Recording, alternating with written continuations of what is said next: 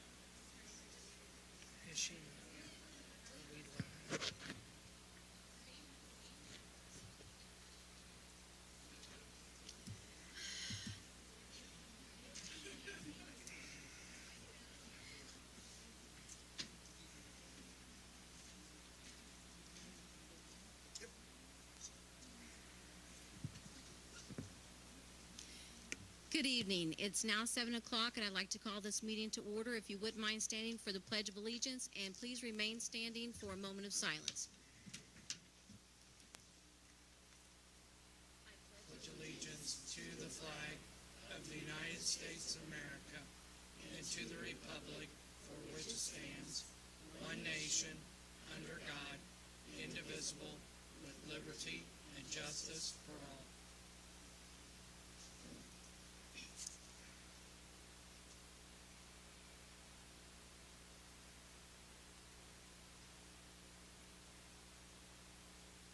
Thank you. Well, my name is Jackie Deckard. I'm the president of the school board. To my left is Matt Hankins, the vice president. To his left is Heather Staggs, secretary. On her left, Dan Conway, board member. And at the end, Luke Jackson, board member. To my right is Superintendent Eric Boland. And to his right, Assistant Susie Lips. So we welcome you this evening, and on behalf of the board, we thank you for coming out. I know the weather's not great, but thank you for being here.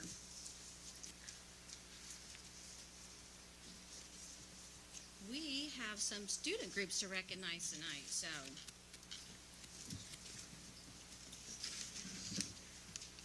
but before we do that, Mr. Boland has something.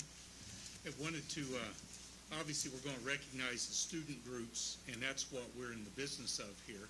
But we wanted to take this moment to also recognize a legend of Martinsville who passed away recently, Coach Bill Siderwitz. And we put this up on the screen there for you. We thought it's an important time for the board to be able to express our condolences. We have something here for the family that we want to share here in just a moment. But I want to give a few highlights, because some of our young people did not get a chance to be around Coach Bill. So wanted to just point out a few highlights. Coach was inducted into the Indiana Football Hall of Fame July 31st of 1993. Career record of 222 and 68, eighth winningest coach in Indiana at the time of his retirement. During his time coaching football at MHS, he had 5 undefeated seasons, 11 South Central Conference championships, 2 state semifinal appearances, and he touched many lives. At the viewing earlier this week, and also at the funeral, it was absolutely amazing to sit and listen to the players and the families of the players who had stories to share and talk about the impact. And that's what we get into the business of education to begin with, is to make an impact on our youth. And nobody did it better or deeper than Coach Siderwitz. So at this time, on behalf of the MSD of Martinsville, we want to take a moment of silence here for 15 seconds. Because the score that was the most precious to Coach Siderwitz was 15-7 whenever they defeated Bloomington for the first time. So we're going to have a 15-second moment of silence for Coach Bill, and then we have a presentation for the family that will go. So at this time, let's have a moment of silence.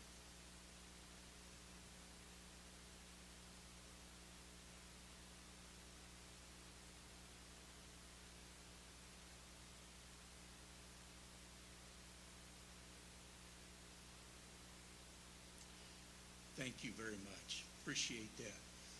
Now, Mrs. Lips, we have one each for the family. And we have purchased wind chimes. And we have a nice engraved football done by Shields. That I think that's just beautiful. It's wonderful. It says, Coach Bill Siderwitz, 226-36 to 307-23. The most valuable coach is the one who makes the players valuable. So each one of your family members, we have this for you, and we want this on behalf of the MSD, our condolences, but also thanks for sharing it with us for so many years. Well, it's gorgeous, and I think the only thing he would like better is if it played the school song. It probably doesn't. We can work on that. We'll have to look into that.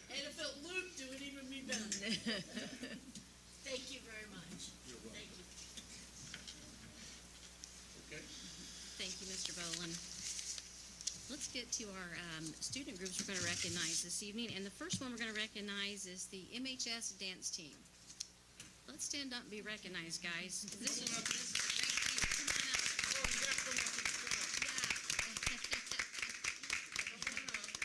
Come on up. They don't listen to the superintendent. Nope, come on up front, guys. Come on up front. Coach Justine Jack.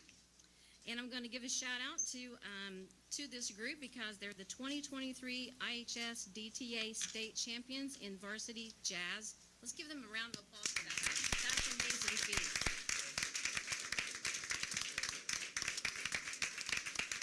Yes, and the assistant coach is Riley Forler. I failed to mention you, so we can't do it without you. They also were the 2023 IHS DTA state runner-up on the varsity hip hop. What an awesome feat, you guys. And they have a year-end showcase coming soon. I don't know if we have a date on that yet, but May 13th. May 13th. All right, mark your calendars. May 12th. Mark your calendars.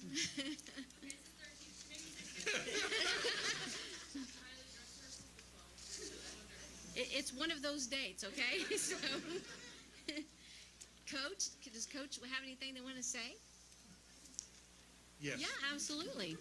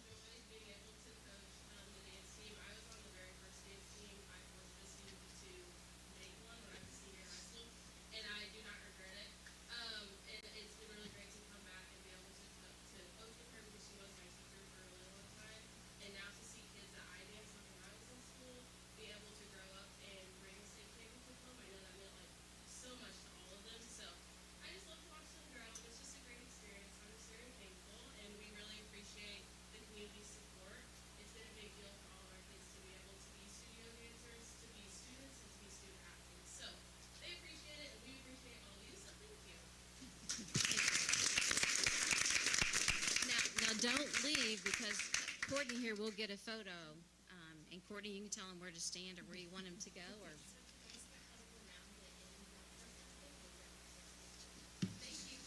Thank you. Congratulations, group. Yes. Outstanding.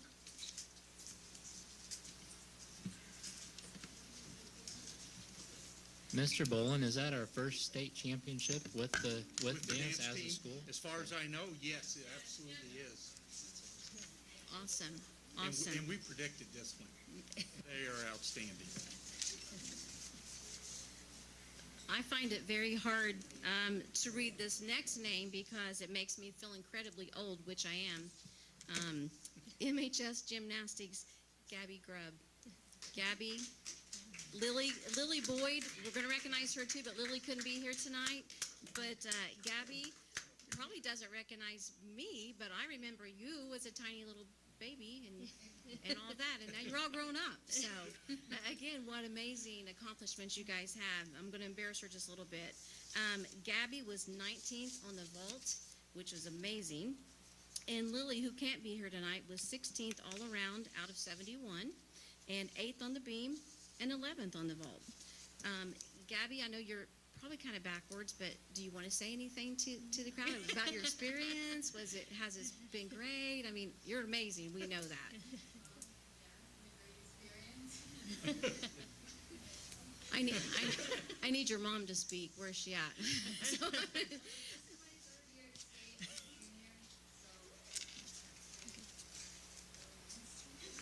amazing.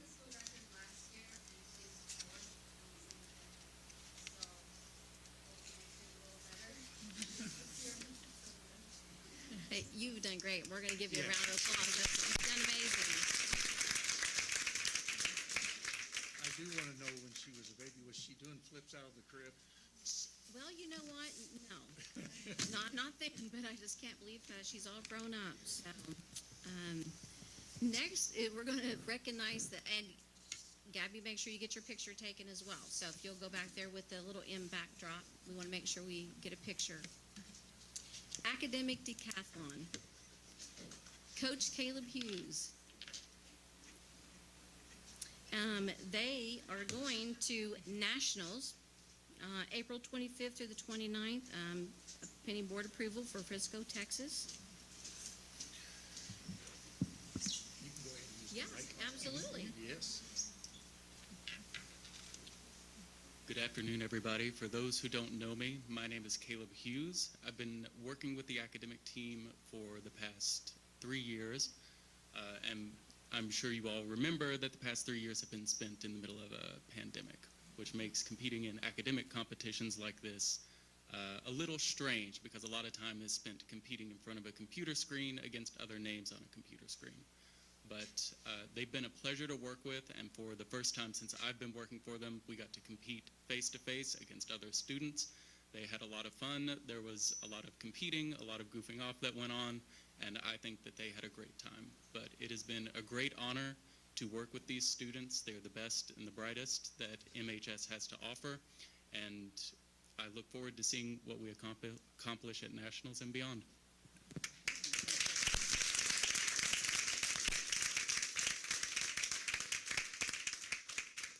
Mr. Hughes, are you kicking off a fundraising campaign for Nationals? Or is there any place people out here in the audience or virtual land can donate to their trip to Frisco, Texas? Yes, so when we started discussing the prospect of going to Nationals, we were in the middle of a fundraiser for all of the academic teams. That includes the academic Super Bowl team and academic Spell Bowl teams. So in the pursuit of that fundraiser, we have some online links for an online fundraiser that people can donate to. I can provide those links and a QR code for people who want to scan that and donate that way. Could you provide that to Ms. Van Dieven, or we'll put it on our website so people can go to the website and get on the link and donate to this great group of students who are going to go represent Martinsville at Nationals again.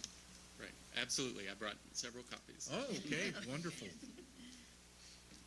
Thank you. Any board comments from?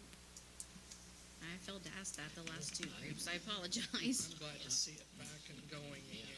It's Yes. great. There's a long history with Martinsville High School. I'm glad to Yes. see you guys really continuing that and taking off where it left off. That's fantastic. Right, there are some mighty big shoes to fill that Wayne Babbitt left, but we're doing, they're doing their best, and they're a great group of kids. Thank you all.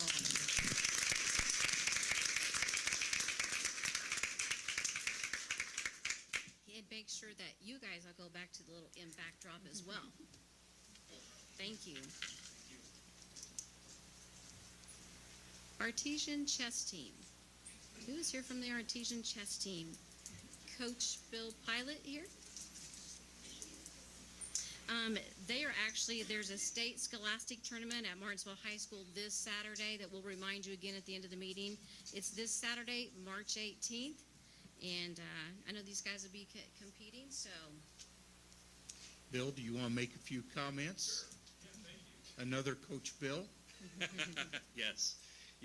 Well, first of all, shout out to the academic decathlon team. I actually was a academic decathlon team member in the ancient history. Meant a lot to me. So, and I love the history of that program here at the school. So let's keep it going. It's amazing. Yes, we're trying to kind of continue this in our own way. We've had chess teams for many years. They do quite well. You see kind of representatives of lots of different ages here. We've got Bixley Davis, who's from South Elementary, Charlie from the John R. Wooden Middle School, who'll be competing on Saturday, and then you have all four of our A team that's competing in the high school tournament, and they legitimately have a chance to win it all. Now, they got some tough competition. Carmel, got to beat Carmel. They got to beat West Lafayette, okay? But they have a legitimate shot. These guys are excellent chess players. So, yeah, really amazing. The other thing is, if you don't know, we are actually hosting the state finals at the high school on Saturday. Okay, so we're kind of in panic mode right now, just in the sense that we've got a lot to organize. So getting everything together for a chess tournament is a pretty massive undertaking. So we're going to have about 450 kids playing. We're probably going to have about 1,000 parents and coaches there from 8 a.m. to like 6 p.m. If you are available and can help, we need people that can help us basically set up tables and chairs tomorrow afternoon, tomorrow evening, both for the match area and also for the people who are waiting. So if you're free and interested, come down to the field house tomorrow afternoon. There'll be people there. We'll put you to work. We're nice people. We'll give you pizza. So, but really appreciate the support from the district as well. I mean, making this possible for us is honestly amazing, and we're here to show Martinsville in a wonderful light. Okay, so we're trying to make it hospitable and a great event. So, but again, to put the focus on the kids here, like these guys are performing really, really well. This is Carter Dawson, Ryan Pilot, Kevin Hong, and Jackson Matthews, our A team at the high school. Excellent kids, great to be around. I think our future's bright. So, thanks everybody.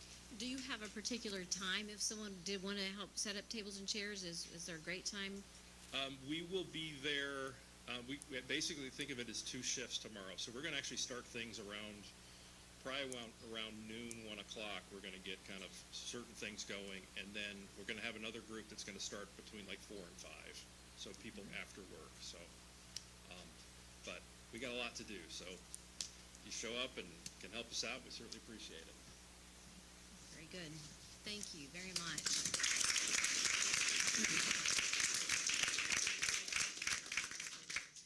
I'm in awe because it's a game I could never figure out. I can't play it. I don't understand it. So, but I said watch. So.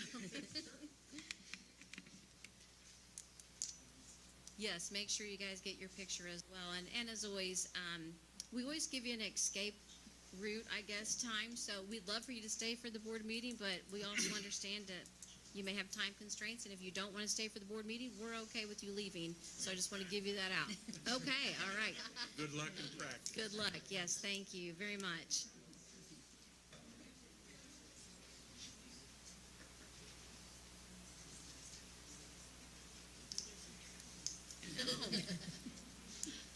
Half the room just left. I think more than that. It's wonderful, though, to have this crowd, and especially when it's when we're recognizing the students and their accomplishments. It's great. Always great to have them here every month. The next part of our agenda, as everyone's exiting, is public comments. And Courtney, we didn't have anyone sign up today, so we will move on to our consent agenda. Our consent agenda consists of payroll claims, payroll report, budgetary claims, personnel report. So just the similar things that we have every month. So I would like to entertain a motion to approve the consent agenda. I make a motion to approve the consent agenda. Do I have a second? I'll second. All right. I have a motion and a second. All those in favor, please signify by stating aye. Aye. All those opposed, same sign. Motion carries.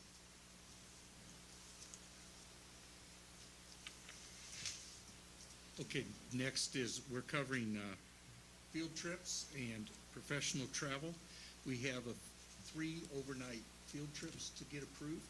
We have the MHS Academic Decathlon. We'll be going to Frisco for the Nationals. We'd like to get approval for that. We'll do all 3 of them here once, if that's okay with you. Then MHS Softball is overnight in a tournament coming up, and we have MHS Baseball in an overnight tournament coming up. So I recommend approval for all 3 overnight travel stays. Any questions or comments before we take a vote? All right, I'd like to entertain a motion. I'll make a motion that we approve the overnight travel for the MHS Academic Decathlon, the MHS Softball, and the MHS Baseball. I'll second. I have a motion and a second. All those in favor signify by stating aye. Aye. All those opposed, same sign. Motion carries. Now we're down to our curriculum report. So Mrs. Susie Lips, Good evening, everyone. Martinsville Schools open enrollment began January 9th. Open enrollment's the time period that parents in our district and from other districts can enroll their children of any grade level into Martinsville Schools for the next school year. Families can enroll by clicking on the enrollment icon on the district website. The MSD of Martinsville will continue to celebrate our student successes, as we did tonight, as part of our 2023 marketing campaign. 8th graders visited Martinsville High School. On February 22nd, our John R. Wooden 8th graders, the class of 2027, visited Martinsville High School. MHS ambassadors, administrators, counselors, and teachers hosted the event in the MHS auditorium and the MHS field house. MHS representatives answered questions and gave special presentations regarding curriculum and programs. We will be having summer school classes for Martinsville students. During June, Martinsville will offer credit recovery courses for grades 9 through 12 students and will offer band and orchestra classes. Summer school applications will be available at the schools. If transportation is needed, service can be provided. We have other student shout-outs for this evening. Those students last week that participated in the district's robotics showcase, I want to give them a shout-out for their representation. At the IHSAA Boys Basketball 1A Regional here in Martinsville last weekend, artesian musician Maddie Collinsworth performed the national anthem. I'd also like to give a shout out to Ellie Tolliday and AJ Harmon from Martinsville High School, students who served as student ambassadors for the 1A regional that we hosted. Martinsville High School FACS students, like to give them a shout out for their volunteering and working at the kindergarten kickoff event. And another shout out to Martinsville High School ambassadors who represented and volunteered at the 9th grade orientation events. Upcoming future events, we have spring break next week, March 20th through the 24th. We have iLearn testing, state mandated test for grades 3 through 8, which begins April 17th. Brooklyn and Green Township parents, Paragon and Poston Road parents are all invited to Bell Intermediate Academy for 4th grade visitation night. Parents and students of 4th graders, May 9th at Bell Intermediate Academy. Centerton and South, Smith Elementary, all are invited for a night of 4th grade visitation at Bell Intermediate Academy on May 15th. MHS Senior Scholarship Award Program in May is May 21st, if you're wanting to put that on your calendar. And of course, our last, most important event of the season of the year is Class of 2023 graduation, May 26th. Thank you everyone for attending this evening's meeting. If you have any questions for me, please feel free to connect with me after the meeting or via phone or email. And again, on a personal note, I want to thank the school community for your calls, your notes, your prayers. After my dad died last week, my family and I are sincerely grateful for your support and for your kindness. We appreciate you. Thank you. Thank you, Mrs. Lips. We're down to old business. Mr. Boland? Okay, a few old business items. I would really appreciate the board incorporating this in the agenda. I think it's a good way to update the community on things that we've talked about in the past and revisit. One of the items is the district website. We have contracted with the company to update it. It hasn't been updated since 2017. It will be done over the summer.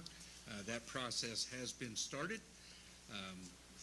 Some people will say yay to that one. I do.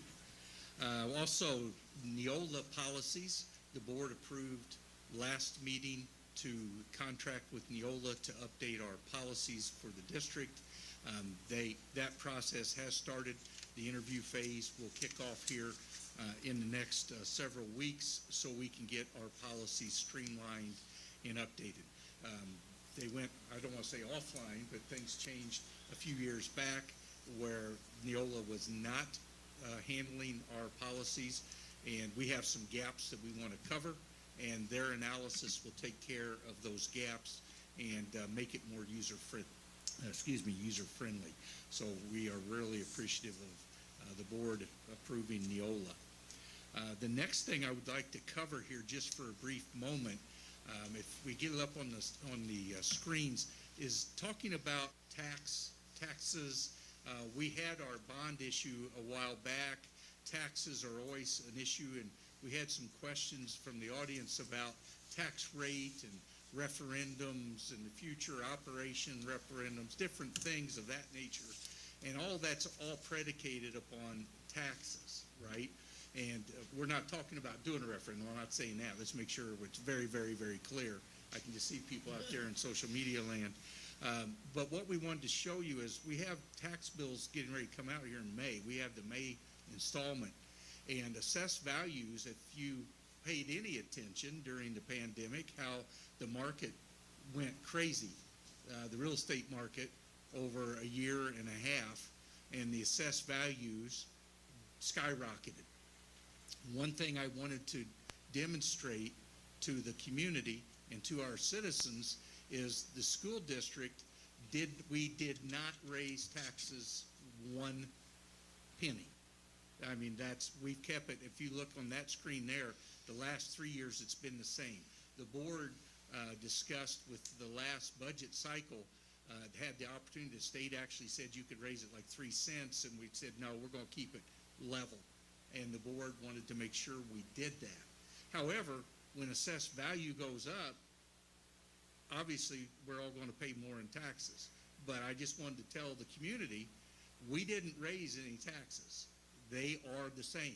I wanted to show this one because I think it's also important for the community to see.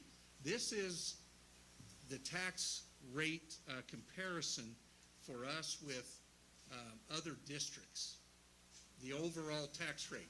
And if you look at the next slide, it puts it and shows you that it's actually in two different categories. You have the debt service, which is the turquoise color. That's the debt service rate. And then you have the non-debt service, that's the operations fund, if you look at the verbiage today. So it's a combined rate of debt service plus the operations fund gives you the total rate for the district. And as you saw for the last 3 years, our total rate has been the same. But I really wanted to point out to you, we have people ask us all the time, well, how come we don't build this, or how come we don't have that? Well, if you take a look who's at the bottom of taxes raised. The tax rate is the MSD of Martinsville. And we've been at the bottom for years. I am absolutely amazed at how well maintained our buildings are with as few funds that are available to utilize. So I compliment this board and previous boards. I compliment the maintenance department, the custodial staff, and all the departments for doing what they have done with the purse strings that they have had available to them. Because that is a very telling data point. We are at the bottom. Look at all the surrounding schools. Now, our debt service is like third at the bottom, but when you put debt service and operations together, we are the lowest tax rate of all the schools, our conference schools, surrounding schools, and we're at the bottom for the state too. I don't know exactly how the first, second, third, fourth, fifth, we're down there. So that's the type of thing that we talk about as a board, and being frugal and fiscally responsible with our tax dollars to make sure we get the most bang for the buck. And I compliment the board for always putting that as a priority. And even though there was an opportunity to raise taxes, or the rate this year, they held it steady. And I compliment them on that, because we're all going to get hit in the pocketbook because assessed values went up. So that will happen. But I want to make sure that we get that message out there. We did not raise the tax rate. You are, like I am, or all of us are Our assessed value went up, therefore, we pay more in taxes. But the rate did not get raised on anybody. Just wanted to make sure we stated that. I don't know if you wanted to follow up on that at all. Yeah, I agree Madam 100% President? with what you said, Eric. And I know that I've personally, some people reached out to me and wanted to know, like, how can we increase? I'm like, well, we didn't. But the assessed value, went up. So it is, you think about it, it is logical. If that's going to go up, then you're going to pay more in taxes. So I appreciate you explaining that to the public, because I think it's important that they know that. And I agree. I think for many, many years we've done well with the money that we have had, and we've been very frugal with it. So I appreciate it. Okay, on our action items, permission to purchase food service equipment. Mr. Bodell, you have some things I think you want to add to that? Thank you. I have 3 items tonight before the board. Just kind of wanted to give you a little background. So I haven't been in front of the board for about a year and a half. So kind of give you some updates and things. So for those that don't know, we feed kids within through the National School Lunch Program. We offer a breakfast program. We do a summer meal program, and then after-school snack program. A big part out of our office is free and reduced rates. It's kind of the approving students for free and reduced lunches. On our next slide, there is just looking at some numbers. So August through December, we served 140,000 approximately breakfast, 180,000 lunches. Summer program, we feed a little over 8,000 meals, and then catering about 105 for that first part of the year. And then annually, budget 2.8. Most of that money last year came from the USDA because all meals were provided free of charge for students. And then our average expenditures there kind of below in that bottom right hand with labor, food being our top 2 things. So free and reduced is a big part of what we do.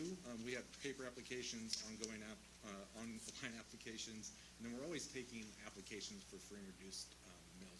Approximately 50% of our students in our district qualify for free reduced price meals, and so it's important, when families do qualify, that we get them on that program as quick as we can. But one of the items we come to you tonight is meal pricing for next year. So the last number 3 on your proposal is for a 15-cent meal price increase for lunch. So on the next slide, you're going to see the bottom right-hand side is going to be our neighboring districts, and then the red prices there are going to be our prices. So elementary, we're asking that to increase to $2.75.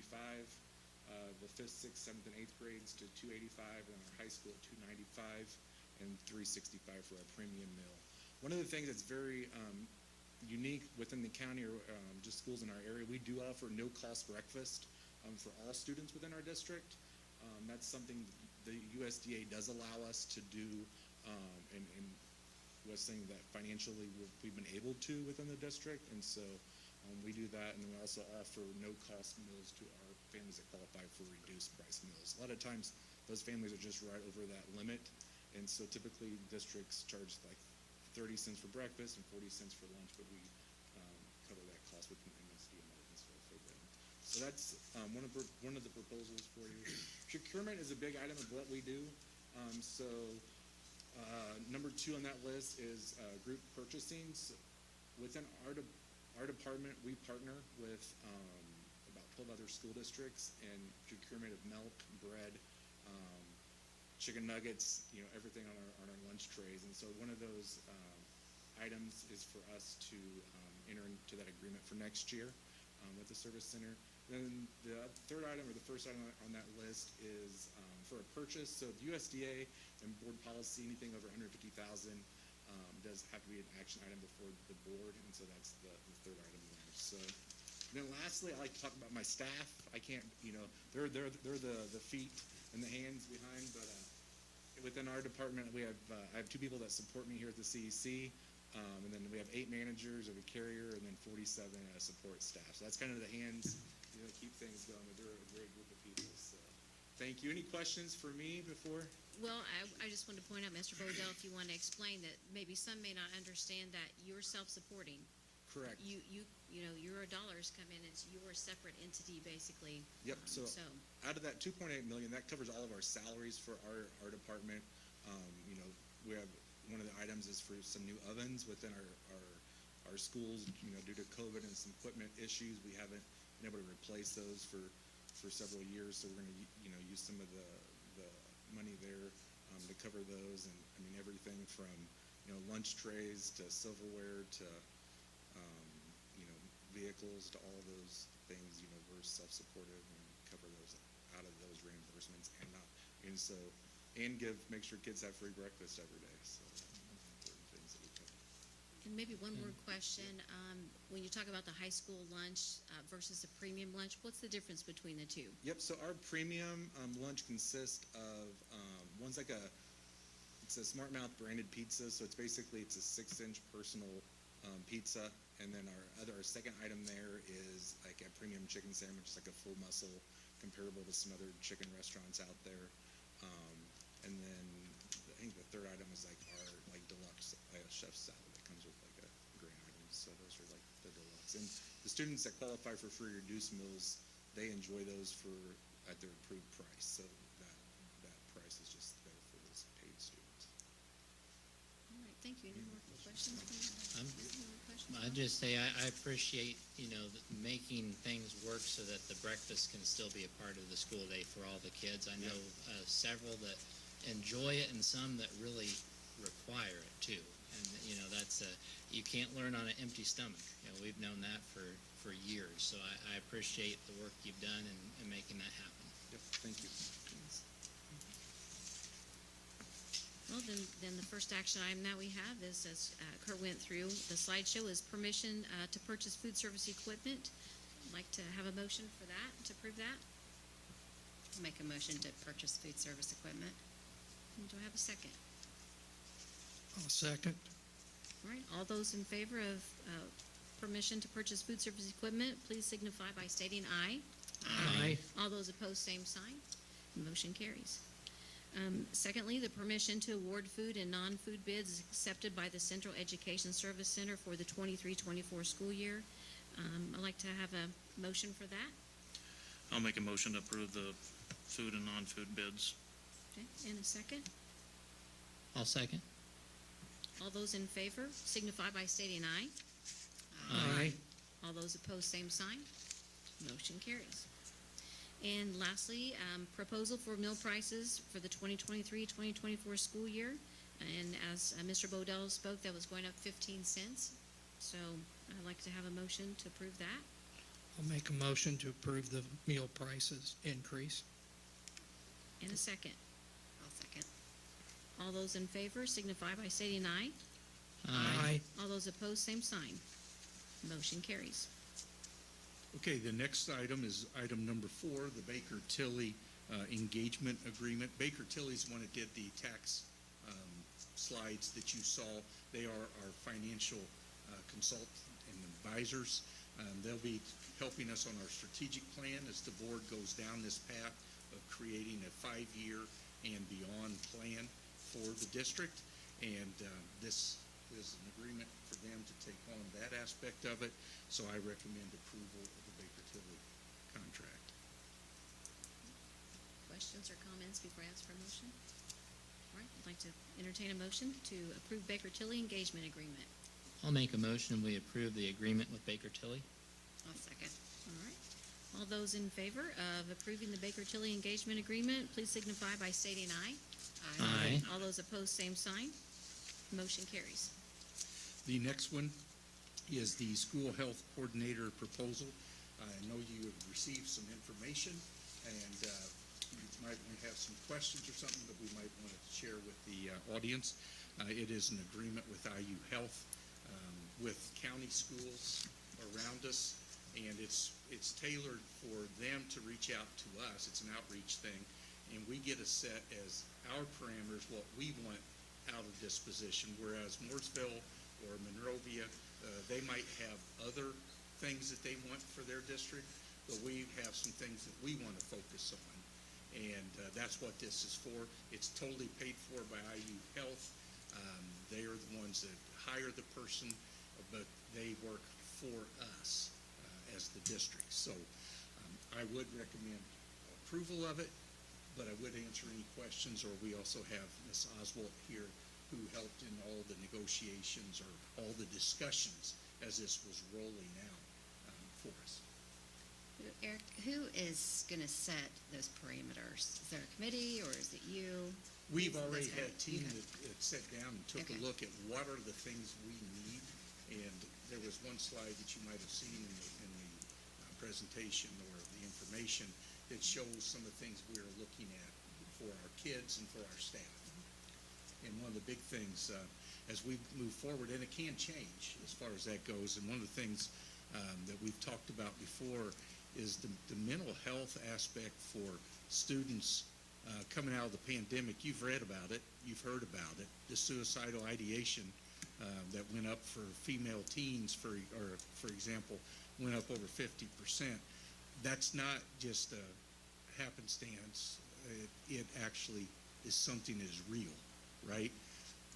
So kids were impacted by it, but so were adults. I can tell you that FMLA leaves across the state of Indiana and even our district for staff members has gone up considerably because of the impact of the pandemic. We're not immune to that as far as that goes. So one of the things we're wanting to do is try to find ways that we can try to provide resources to our staff to help them be able to get through. This is the toughest time of the year. After February, the longest month of the year, getting through the spring, this is a tough time on everybody, but we're wanting to keep our staff.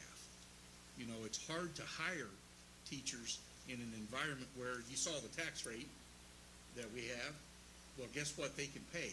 They can pay a lot more for teachers than we can. That's what they do, so we sometimes feed them our teachers. Well, if we want to keep our teachers, we have to support our teachers.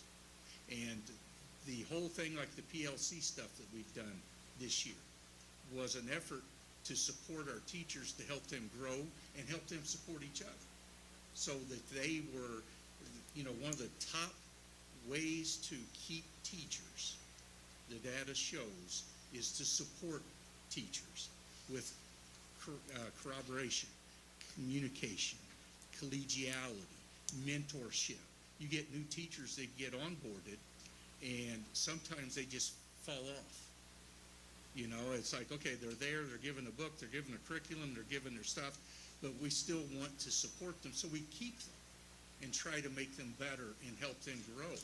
That's the whole thing, because if we lose them, it's hard to find teachers to replace. And then you have to go out and compete with other places that are paying $10,000 more for the same spot. So this whole thing, we're trying to find ways to provide resources so that we can support the people in our district, whether it be staff or students. That's what we're trying to accomplish. So I'll be glad to answer any questions or direct any to Ms. Oswald. I don't want to get too much in the weeds with this, but looking through some of the selections, I did see where the second selection the district made was health education. That said focus on MHS, the high school. And some of the things that were listed were the DARE program, Safe Sitter, first aid, you know, AED, CPR training. Would there be any interest in bringing that some to like the middle school, elementary schools? I know for a long time Officer Nail taught DARE, you know, in the elementary school. So I didn't know if this was something, you know, since it was, like you said, you know, we really set the parameters, which I like, you know, because I like, you know, sort of, you know, taking care of your own home, and having really the final say on that. But are these kind of, and I think you mentioned they are somewhat fluid, so if there's something that, you know, parents say they'd rather have or rather not have, or, you know, the district, you know, is not something we're set in stone with, but it's more of a fluid thing where we just at least have the resource available. Right, I appreciate the point, because that is so valid, because everything in education is an ebb and a flow and a grow and a change. Because look out at the audience, I guarantee you the school environment today is different than it was when they sat in school, right? So those things do change. And look at the AEDs, for example. I remember we had the AED push that was made probably about 14 years ago or so in our county. It was a great effort. And ironically, we installed those, and within a very, very short time, we were hosting the regional at Martinsville High School. And Mr. Cutriff, one of our assistants at the high school at that time, and our trainer saved a life with an AED there in the crowd. It wasn't our game. We were hosting 4 schools from outside of Martinsville, but because we were going above and beyond and being a little proactive and saying, AEDs could save lives, what a better place than to save lives in a school, right? So we put those in, and the AED saved a life. So now, as we move forward, we're looking for other grant opportunities to update the AEDs. We have, because batteries go dead, and we're trying to do things. But we will definitely entertain anything that will help provide resources or aid or CPR. Look, we had a staff member use the Heimlich just 2 meetings ago, where we honored her at Smith Elementary, right? We have stuff like that. There's a reason we do those things. So, yeah, we'd be flexible. And just, I'll say one more thing, and then hand it over to the rest of the board, but would it be possible, at some point to have, because one of the points is community involvement, access to resources, family nights, just maybe if we had a public workshop where, everybody could come and see exactly what's being done, exactly, all of the programs, that way they can see what is available to the staff, what their kids are practicing, doing, and then they can all kind of be on the same page with that. Yeah, we'd be glad to host that, but one of the things with that educational outreach on that, parents, believe me, I've talked with many parents. The world that our kids face today is different than the world that we face, and the challenges and the things that they are exposed to, like the vape cartridges of today that have THC that is 8 to 10 times more potent than what THC was back in the 1960s and 70s, and how that impacts the minds of our kids and the health of our kids. And then you talk about the things that are being laced and put into some of these cartridges. I remember about 4 or 5 years ago, we had a training on THC or cartridges for vapes that were coming into our county, but are coming into our state as well. That was coming from California, that was coming from the cartels in Mexico, right? So it was being trafficked and coming through and coming to our area as well, because they're looking for clients and customers. I think we need to do an important, very intentional training to let parents know what is out there that's causing harm for our kids, because they would do things and solicit and sell and market these type of things so kids feel this is good and safe and this is fun, and it's dangerous as can be. And youth all across the United States are dying from fentanyl laced things and things like that. I think we got to find ways to educate them and provide opportunities for questions. And we have great resources around. I think we need to just tap into it and hone that. And that's one of the things that we want somebody that's a professional to help bring that in. It's like, okay, we got resources from IU Health or from other places. We'll bring that in with our county people. I think we can do some great educational outreach as part of this. Okay, thank you. Yeah, great point. A couple things I'd want to share on this. Growing up with guidance counselor in our schools, when we were growing the school, it was a little bit different. Yeah. When you look at it today, you got counselors, you got social workers, you got parent, adult, and child in the schools. So when I look at another program, and I read through all this, I don't know if you looked at the links on this. Hopefully everybody's looking into this and just digging deeper, because there's a lot of information on this. There's videos, but it kind of talks about a lot of good things, and I agree with that, but we also have other things in place for a lot of those good things too. So we have to figure out what our identity is going to look like, and do we just keep pulling this from this program or this from this program. You gotta figure out what is it gonna look like long-term. So when you start looking at some of these different programs, you know, ESSER money's gonna run out on some of them. This is free for 3 years. It's broke down between 4 schools, for one person between 4 schools, and that direction's customized, but again, it's another program, it's from the CDC. It's got lots of stuff on it, but there's a lot of other programs out there. I've read about Project Aware, very similar program.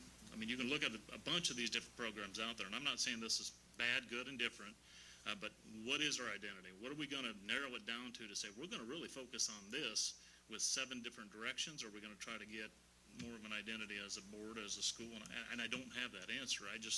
When I look at a lot of this information that concerns me, I try to look at what are we doing well as a school? Are we teaching the fundamentals, reading, writing, and arithmetic?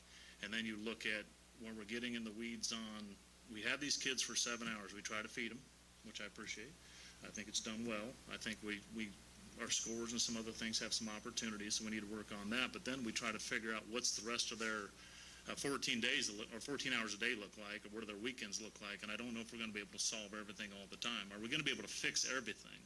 And I don't know that. I would love to say that. I mean, when I got into this role, I didn't realize we had all these resources. So hopefully you realize that it's out there. Did you even know about some of them? And as a father, busy with my kids, busy with work, coaching, all the things I try to do, I didn't know all this stuff was going on in the school. So I think we need to be very transparent on what's going on.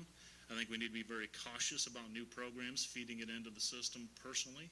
There's no disrespect to nobody up here, but as I look at it, there's a lot of good things. It's a complete program for a quarter of a person to do this and implement across a system that's very directional. It's going different directions. I think some people are pulling this, some people are pulling this and trying to make sense of it. So that's my caution to it. I mean, I guess I just wanted to share that with the group. Anybody else have any questions or comments? Well, I'd like to entertain a motion. Go ahead. No, I don't want to, I didn't know if I got more than one chance to talk or not. Oh, I forgot. No, you don't. Okay. No, I think, I don't know what Dan mentioned, you know, if we did want, because you do want to have, you know, a good direction, but maybe, you know, if we had that, you know, workshop or community time and heard, you know, from like the staff and parents, you know, say maybe, hey, if there's one thing or 3 things, or what's the largest need? Because I figured the staff probably has a different need entirely than like my elementary kids do. But, you know, maybe even if we knew like, I don't know if I can mention people's names or not, but just our points of contact. Right. But we have points of contact that were submitted, but maybe if the point of contact that's more with the staff, you know, lets us know, like, you know, maybe one thing their staff really needs, or the elementary, one thing they really need, or, you know, high school they really need.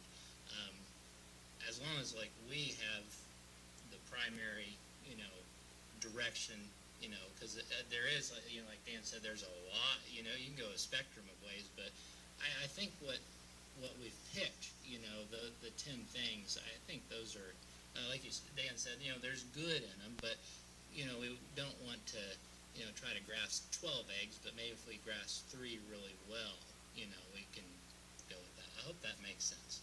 Absolutely. It does, and I think, you know, you both bring up great points, because I think the needs have changed, as Mr. Boland alluded to, that needs have changed.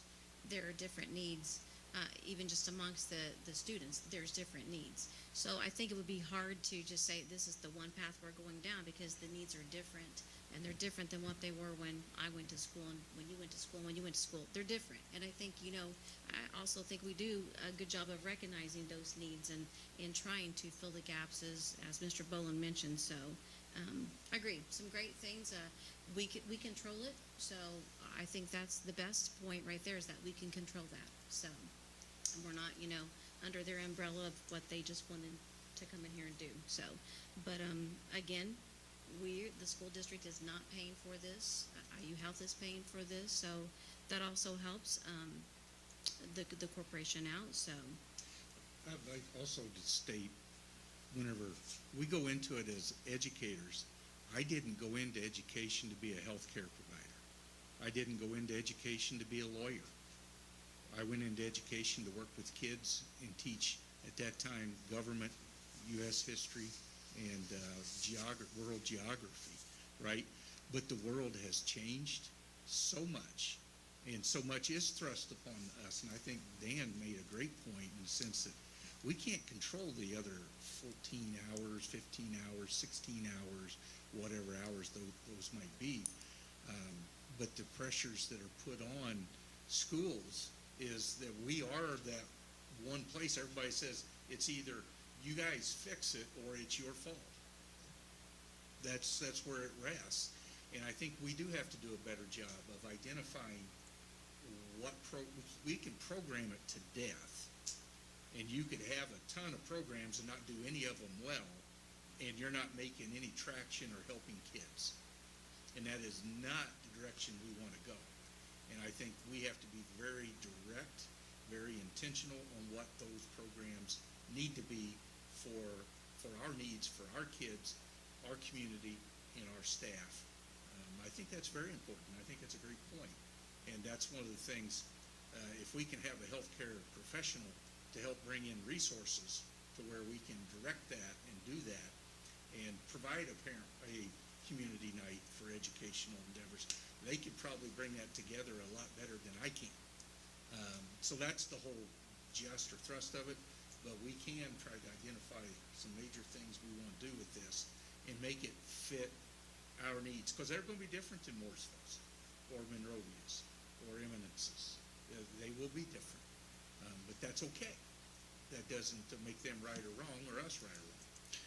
Is there a way to discuss that at a later time and table this? Because I think we need to figure out what are they, and we've got Brian in the back for security. So again, Brian's more important to me than a program from IU that's free or not. I guess I would like to know what are the top three priorities, and then what's our strategy, and do we need this to get those top three? And like I say, free or not doesn't matter. If we're splitting it between 4 schools, it's a quarter of a person to give direction to a large organization, really. The only thing I would answer to that is we're doing a lot. Whenever you are in the educational arena, you do a lot. You're juggling a lot of balls all at one time. One thing does not supersede another or take the place of another. Like, I think the board and your focus on security is a major focus for us, but that's not a standalone thing at the same time. Health needs and mental health needs and stuff like that are important as well. But if the board wants to take more time and look at that, that is absolutely okay. I think what is there is an opportunity. We can still be flexible with anything that we come up with. And we could also say, you know, what they're offering doesn't work. It's not fitting our needs, and we don't want to participate. We can stop at any point. There's no financial investment that we have. That was going to be my question, you know, because there are probably, I mean, sometimes there are time things, you know, it's like the car's going down the road. If you're going to jump on, you jump on. But say, you know, I'm just speaking for me, you know, but say we went with it and we heard from, you know, saw more into it, you theoretically could go one way or the other before anything really is actually implemented. Correct. Is that? That is 100% correct. Thank you. You're welcome. Well, I mean, you always have the opportunity to make a motion to table it. I can't do that for you, but I can entertain a motion to approve it. I'll make a motion to approve the school health coordinator proposal. And do I have a second? Could I make a second with everything we've discussed as kind of a part of it? Does that make seconding with our discussion, you know, with it not being, you know, Right, that kind of we're still gonna be flexible and that Yes. we'll determine the path that Yes. we're, Yep. absolutely. Okay, I'll second. All those in favor signify by stating aye. Aye. All those opposed, same sign. Aye. Motion carries. Next item up is the waiver. Okay, let me see. Permission to apply for the Well Wednesday waiver. This, just for public consumption, is just an application to apply and hold our place in line with the state.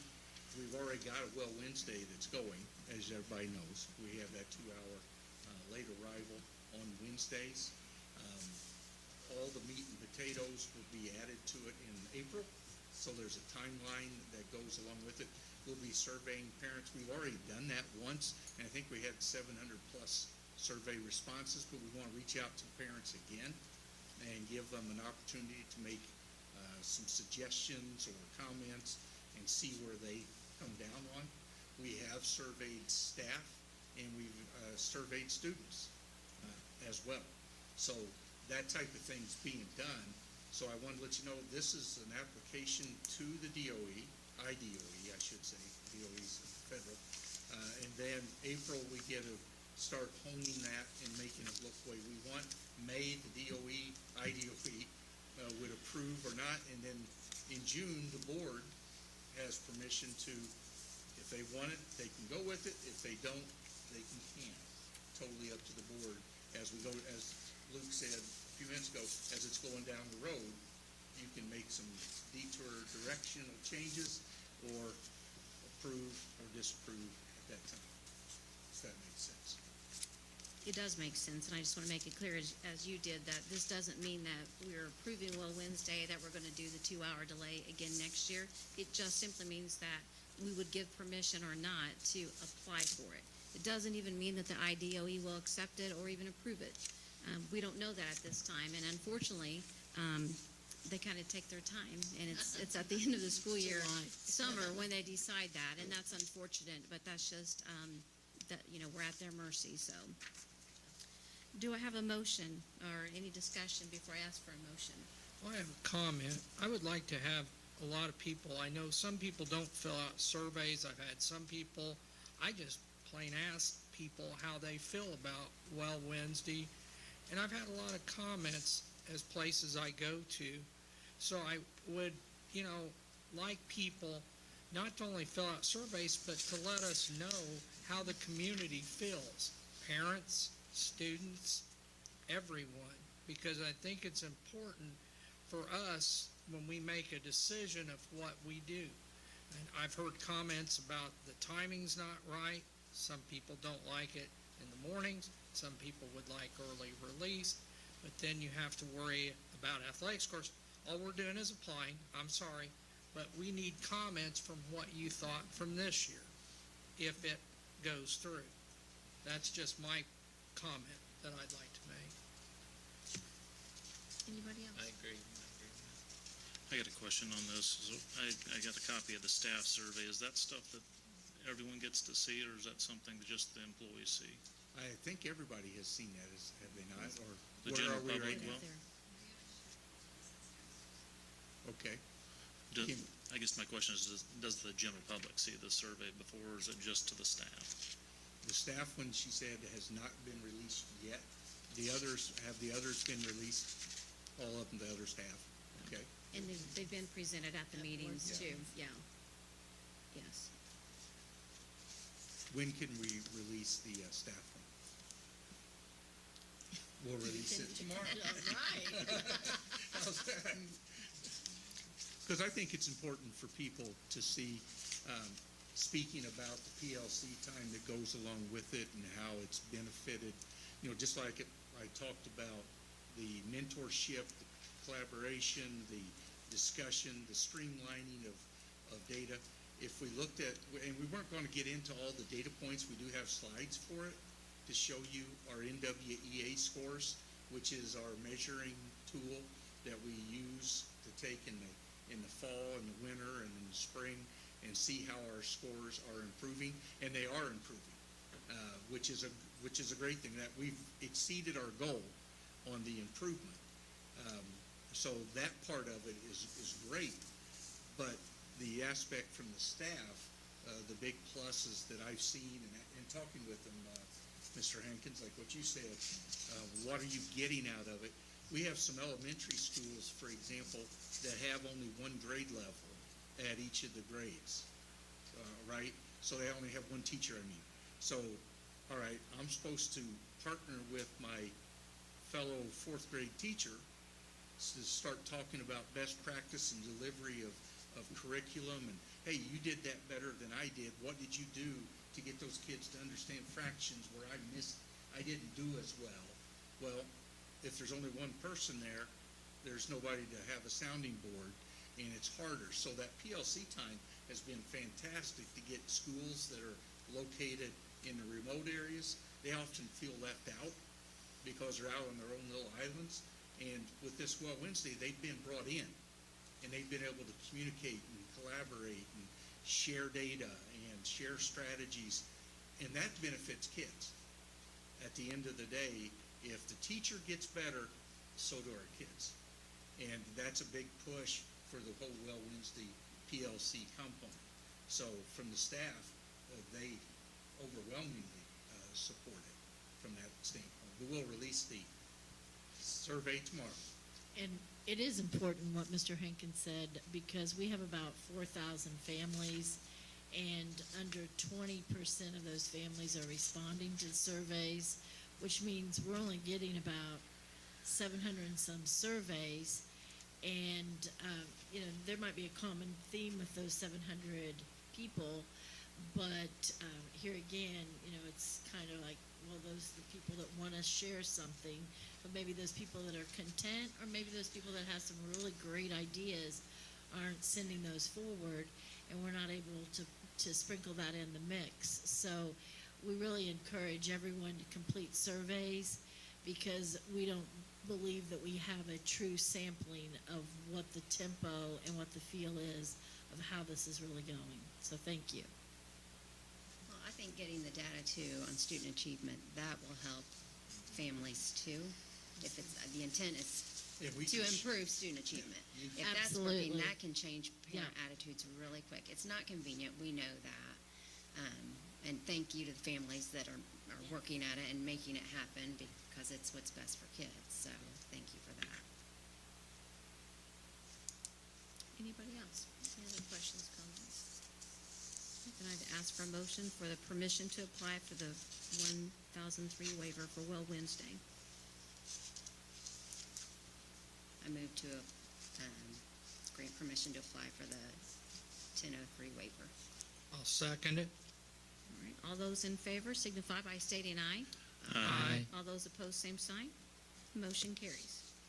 The next item is item number 7, district surplus and auction items. You received a list, pretty big, exhaustive list. Recommend approval to hold the auction and get rid of surplus items. And Eric, we would look at that auction in June, in the summertime, I think. Yes. As I recall. Okay. All right. Like a motion to approve the district surplus and auction items. I'll make a motion to approve the district surplus on auction items. In a second? I'll second. All those in favor signify by stating aye. Aye. All those opposed, same sign. Motion carries. The next 3 I'd like to put together, if that's okay, but I'll list them individually. That's in the donation arena again. Donation from Richard and Patricia McElroy to Smith Fine Arts Academy for $500. Donation from Deborah Burden to the MHS Choir in the fund, or a total of $500.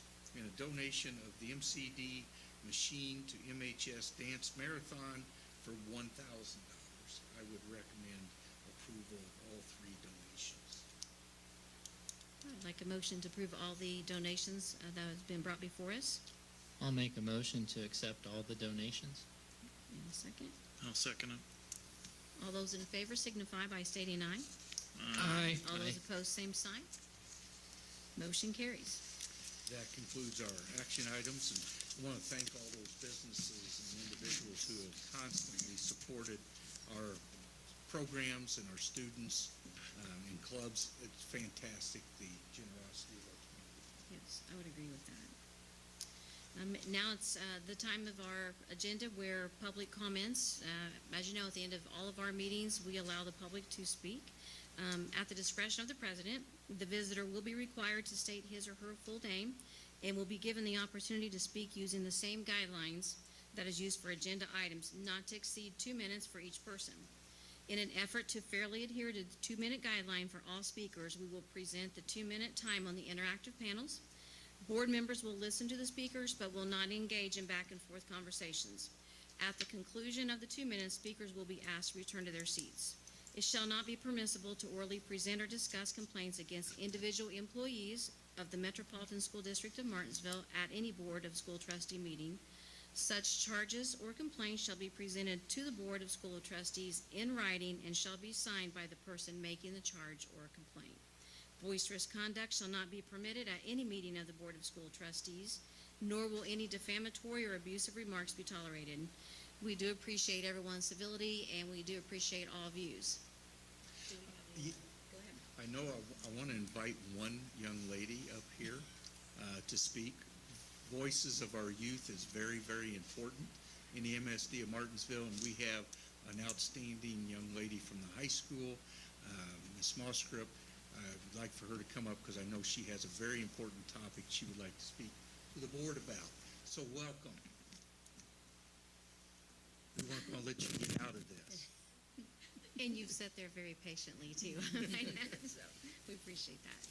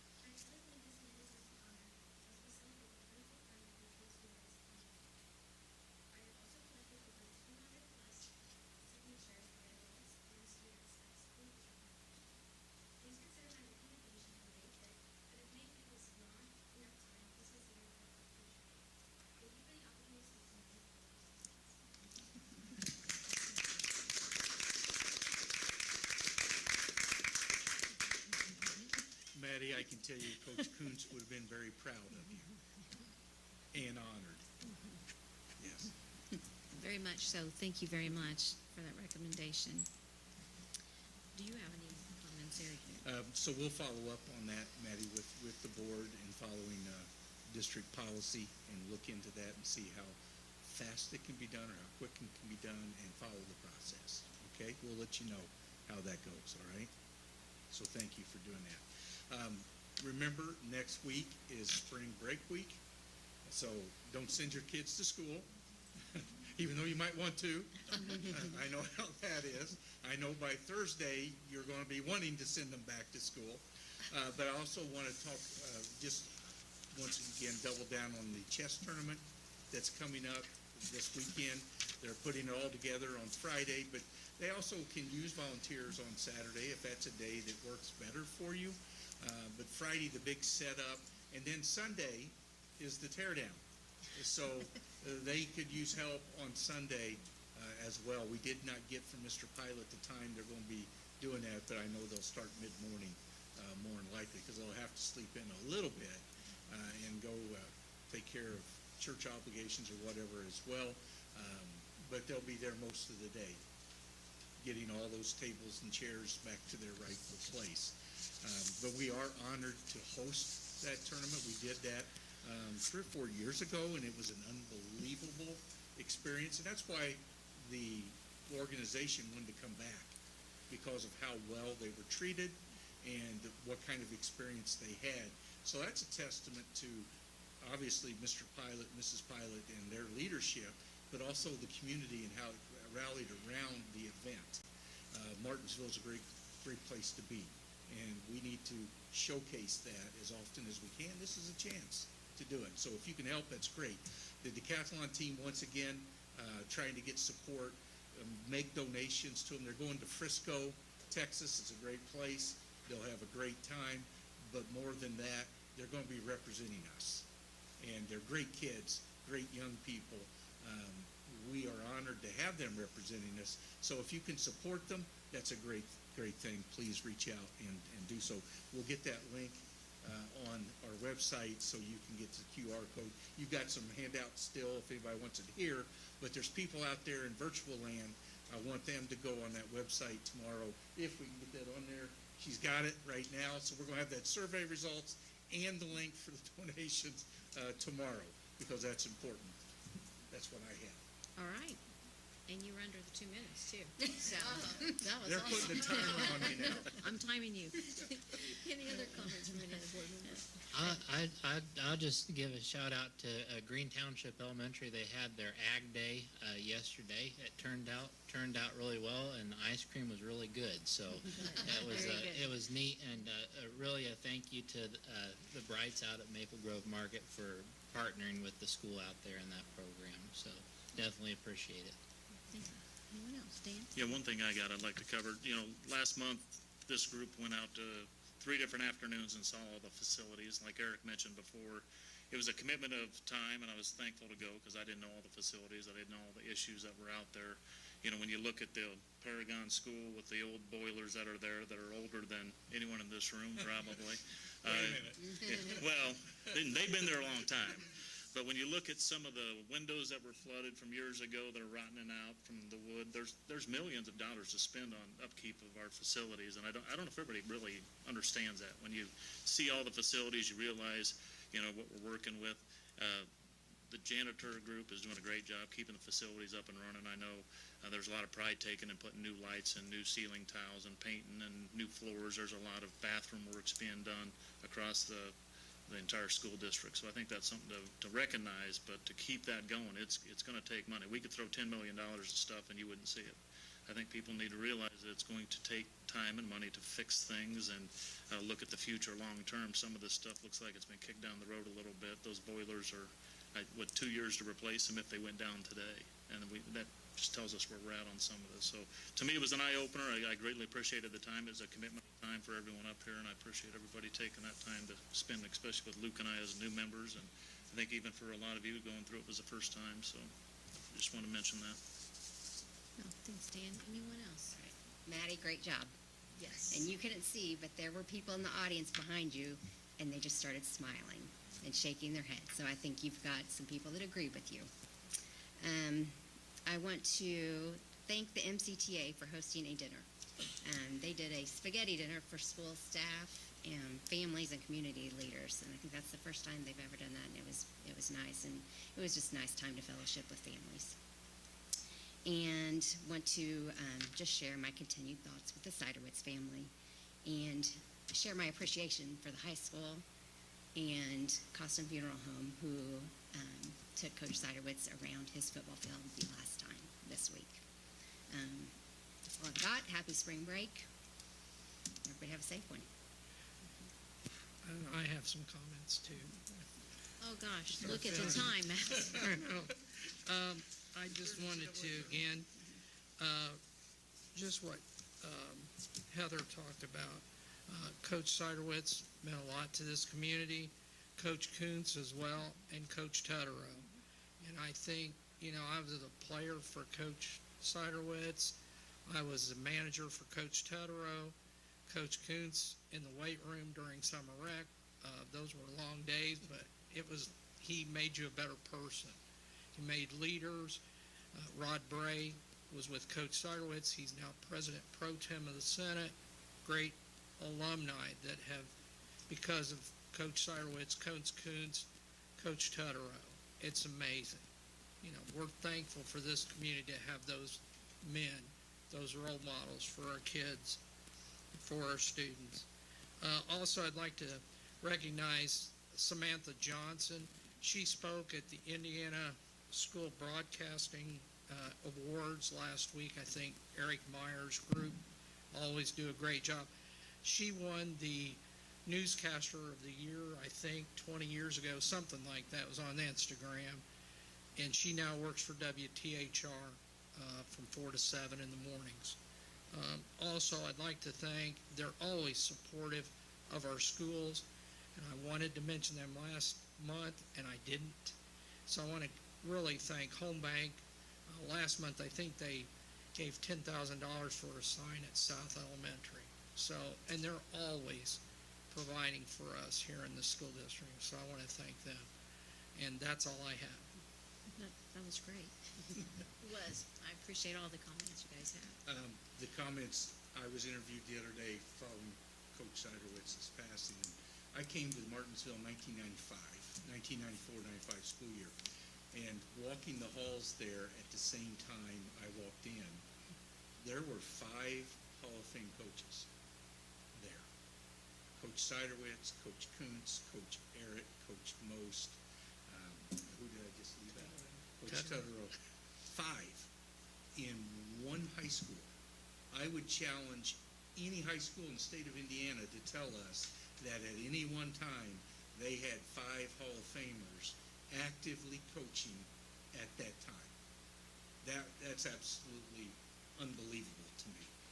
And each one of them left an indelible mark on the youth. That's why we get into this profession. It's not for all this other stuff, like I mentioned earlier. It's for trying to impact kids. And Coach Kuntz that Maddie talked about was just one of those guys that had that stature.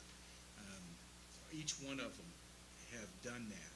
So Martinsville is lucky with our histories, but I'm going to sit here and tell you our best days are not behind us. They are ahead of us, because we're going to continue to be go Artesians and do it the Artesian way. And the class that our Martinsville High School put on with the tribute around the track, I know Superintendent Bolin, Kip Staggs, the athletic director, Jeff Bell, the Martinsville High School principal, and Coach Brian Duggar, the football coach, and he had all of his players in their gold pants with their uniforms on at 8 o'clock in the morning I guess it was Monday. It was Monday. And they had the lights on, the scoreboard on, but it was so classy, such a nice tribute, and that just shows what kind of community we are. We're not neighbors, we're not coworkers, we're family. And it's a great place. Martinsville is a great place to raise a family. It's a great place to go to school. And when we have events like that one, which didn't last very long, but it was such a tribute and such a nice, classy thing. I felt so proud to be from this town. I felt so good to be an ambassador for Martinsville schools. So thank you, everyone. And I know I agree with Superintendent Bolin. We have awesome things ahead of us. Martinsville schools are great. Thank you. Absolutely, and anyone who knows me will tell you that. I will say, as long as I'm alive, my mother will never be gone, because I look just like her. I probably do act like her some too. And anyone who knew Coach Bill knows that if you know Coach Bill, then you know Mrs. Lips. Because they're a lot alike and one and the same. And that's a good thing. That is a compliment. He was a fantastic man, fantastic coach, great role model, and like they've all shared, we've had a lot of great coaches, Coach Kuntz included, so thank you for that. But yeah, I just want to say it's been, probably a very hard week for you, and I know it's hard for you to be here tonight, but we appreciate all that you do and all that he did for the community as well. So thank you. Thank you. Thank you. Anybody else? All right, well, I'd like to ask for an adjournment then, a motion for an adjournment. I'll make a motion that we adjourn. I'll second. All those in favor of adjournment signify by stating aye. Aye. All those opposed, same sign. Motion carries. Thank you all for attending tonight, either here or virtually. Have a good evening.